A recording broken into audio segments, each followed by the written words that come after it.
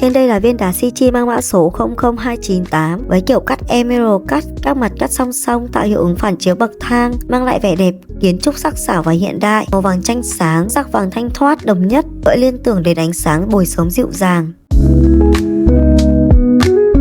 Và trên đây là thông số chi tiết của viên đá.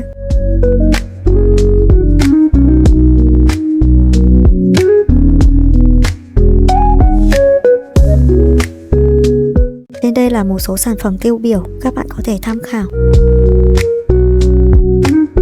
Độ sạch hoàn hảo, nước đá trong vắt không tì vết, cho phép bạn nhìn sâu vào bên trong viên đá một cách rõ nét. Từng cạnh cắt được mài rũa cực kỳ tỉ mỉ, tạo nên những đường nét vuông vức và sang trọng. Trong phong thủy, màu vàng chanh của Sichi giúp giải tỏa căng thẳng, kích hoạt sáng tạo và mang lại sự hanh thông, thuận lợi cho con đường sự nghiệp.